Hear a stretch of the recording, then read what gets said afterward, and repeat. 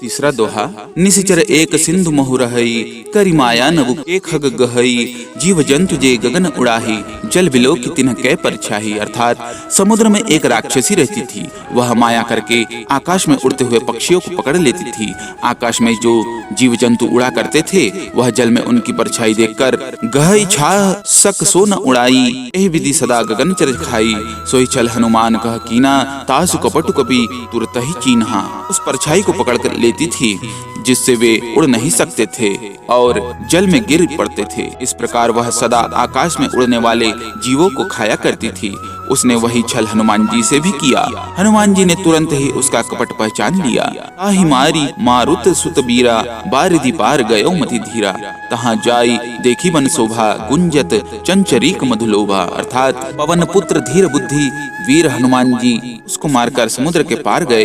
वहाँ जाकर उन्होंने वन की शोभा देखी। मधु यानी पुष्प रस के लोभ से भौरे गुंजार कर रहे हैं। नाना तरु फल फूल सुहाए, खग मृग बृंद देखी मन भाए, शैल विशाल देखिए आगे, तापर धाई चढ़े भय त्यागे। अर्थात अनेकों प्रकार के वृक्ष फल फूल से शोभित है।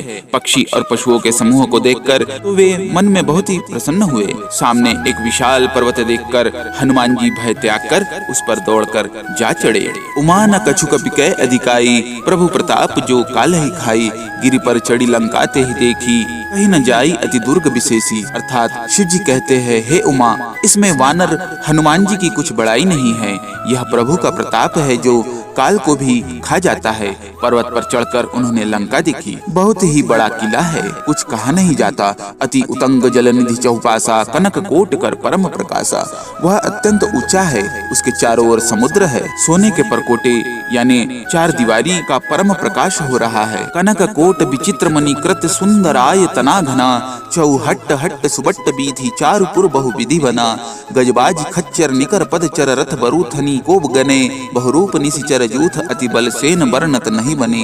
अर्थात विचित्र मणियों से जड़ा हुआ सोने का परकोटा है। उसके अंदर बहुत से सुंदर सुंदर घर है, चौराहे, बाजार, सुंदर मार्ग और गलियां है।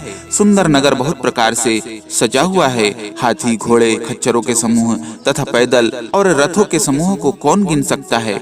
अनेक रूपों के राक्षसों के दल है। उनकी अत्यंत बलवती सेना वर्णन करते नहीं बनती। बनबाग उपवन बाटिका, सरपूप बापी सोह ही, नरनाग सुर गंधर्व कन्या रूप मुनि मन मोह ही, कहुमाल देह विशाल शैल समान, अति बल गर्ज ही, नाना अखार न भिरहि बहुविधि, एक एकन तर्ज ही। अर्थात वन, बाग, उपवन यानी बगीचे, फुलवाड़ी, तालाब, कुएं और बावलिया सुशोभित है।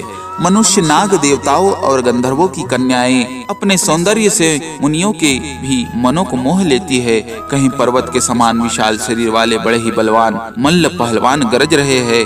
वे अनेकों अखाड़ों में बहुत प्रकार से भिड़ते और एक दूसरे को ललकारते हैं। करि जतन भट कोटिन विकट तन, नगर चहुदिशि रक्षहि, कहु महिष मानुष धेनु खर, अज खल निशाचर भक्षहि, एहि लाग तुलसीदास इनकी कथा कछु एक है कही, रघुवीर सर तीरथ शरीर नित्यागी गति पै है सही।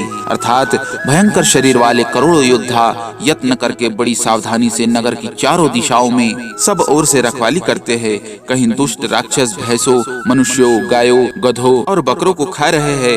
तुलसीदास जी ने इनकी कथा इसलिए कुछ थोड़ी सी कही है कि ये निश्चय ही श्री रामचंद्र जी के बाण रूपी तीर्थ में शरीरों को त्याग कर परम गति पावेंगे। पुर रखवारे देखी बहु, कपि मन कीन विचार, अति लघु रूप धरौ निसी, नगर करौ पैसार। नगर के बहुसंख्यक रखवालों को देखकर हनुमान जी ने मन में विचार किया कि अत्यंत छोटा रूप धरूं और रात के समय नगर में प्रवेश करूं। बोलिए लखन सिया रामचंद्र की जय।